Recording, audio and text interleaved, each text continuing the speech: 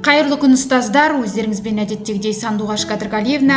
Бүгін сіздерге ұзақ уақыт бойы білім беру интернет кеңістігінде сәтті жұмыс жасап келе жатырған бір сервисті ұсынамын. Сайттың атауы ProProps деп жазғаннан кейін төменгі жақта QuizMaker деген болады. Басамыз және Get Started Free дегенді басамыз. Бізге екі пакетін ұсынады. Біз Advanced деген тегін пакетін қолданамыз. Google аккаунтымызды тағындап тіркелеміз. Бастапқы кезеңде бізге 15 күнге дейін бұл сервисті пайдалану оңай болады. Одан кейін басқа Google аккаунт арқылы тіркеле берсеңіз болады.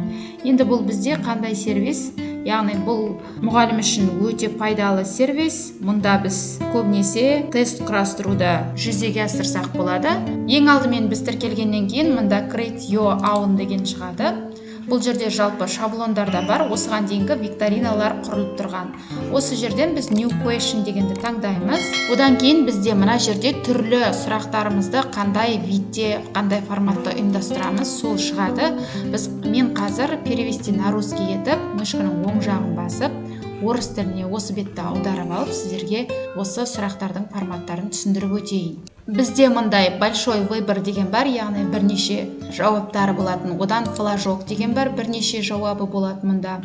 Правда и ложь, ақиқат, заполнить бланки, яғни артық бізде орын қалып қояды, бос орындарды толтыру керек. Сочинение деген бар, бұл жерде жаңағы эссе жазса болады. Және соответствие деген бөлімде бір-бірімен сәйкестендіреді. Точка доступа, падать, введите деген сияқты көптеген видтері бар. Осының ішінен де біз өзімізге қажетті большой выбордан бастап сұрағымызды қойып көрейік. Ең бірінші мұнда ағылшын тіліндегі сұрақ шығады. Және де ең бірінші біз осы викторинамызға атау беріп алсақ болады. Ол үшін жоғарыда Edit Cover дегенді басамыз. Және де мысалы кім жылдам деп викторинамызға атау беріп, оған түрлі рисунктар қойсақ болады. Мысалы мен мынаны қоям.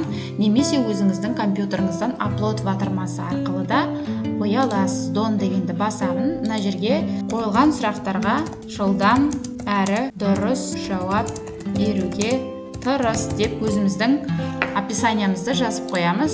Save деп басамыз. Одан кейін мұнда ағылшын тіліндегі сұрақ шығады бізге үлгі ретінде.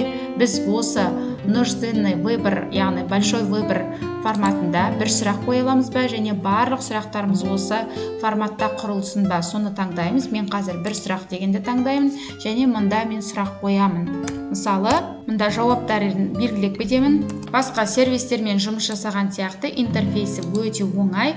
Егер керек емес десеңіз, мұнда удалить батырмасын басып, керек емес вариантты өшіріп тастаймыз. Қосатын болсақ, төменгі жақтан қосамыз. Одан кейін мұнда осы сұрағымызға қатысты картинка кірістіре аламыз. Мына image батырмасын басып арқылы сұрағымыз бітті. Енді екінші добавить вопрос деп екінші сұрағымызды қоямыз.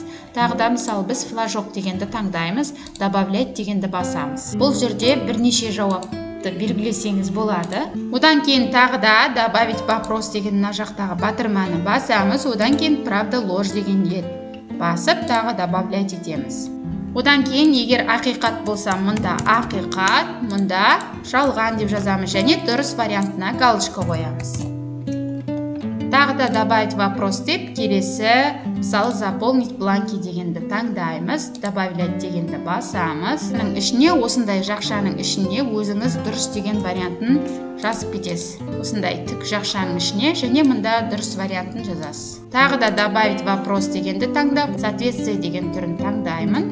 Одан кейін добавлять дегенді басамын. Мұнда сәйкестендір деп жазамыз. Болғаннан кейін барлығын егер болса, сохранять дегенді басамыз. Содан кейін біз настройки бөліміне өтеміз. Баптаулар бізде ашылады. Мына жерде барлығы қанша балл қойғымыз келеді. Мысалы 100 балл, оны өзгертсеңіз де болады. Мысалы 10 балл деп өзгертсек болады. Және мұнда время қойсаңыз болады. Максимальное время немесе әр сұраққа уақыт қоя аласыз. 1 минутқа дейін уақыт берем. Сохранитті басам. Одан кейін біздің сұрақтарымыз біздің араласып шығу керек пе, әлде бірінен кейін бір ретпен шыға ма, осы жерден таңдайсыз. Процентпен есептеліне ме, әлде балмен есептеліне ме, нөмірмен есептеліне ме қарайсыз.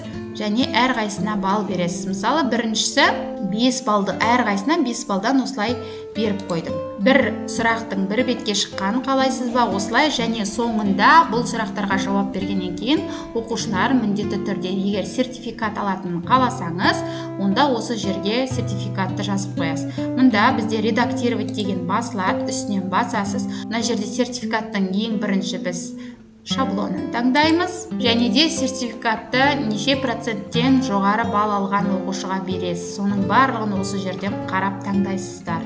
Мысалы, мен 80%-дан жоғары жұмыс істегендерге беремін деп қойдым. Осы жерде төменгі жақта баптаулары болады, барлығын қарап, егер қажет деп тапсаңыз, да, нет деп өзгертіп шығасыздар. Және де ең соңында викторинаның жарайсың деген сияқты, сәтті орындадың деген сияқты сөйлем шығарсаңыз болады. Болғаннан кейін барлығын сохранять дегенді басамыз, хорошо деп басамыз. Одан кейін предварительный просмотр дегенге барамыз.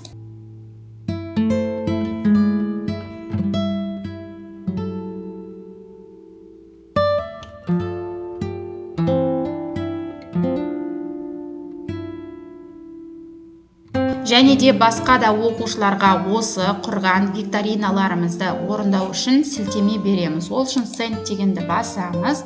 Осы жерде екінші бөлігіне өтсек, бөлісу деген. Осы жерде сілтеме тұрады, осыны копировать етіп алып, мессенджерлерге түрлі лақтырамыз. Немесе осы QR кодтарға оқушылар басып кірсе болады, немесе download деп өзіңізге QR кодты жүктеп алып оқушыларды тапсырмаларды осылай орнатуға, оқушыларға тапсырмаларды осылай орындатуға болады. Пропустың мүмкіндіктері, яғни сауалнама викторина алғанда өте қажет. Әрбір мұғалімге 15 күнде алғашқы тегін пайдаланамыз, кейін басқа Google аккаунт арқылы тіркеліп қарасақ болады. Бұл жерде ең бастысы бірнеше сұрақтарды әртүрлі форматта дайындай аласыздар. Сонымен бүгінгі ұсынған ProProf сервисінің мүмкіндіктерін пайдаланып көріңіздер, кәделеріңізге жарасын.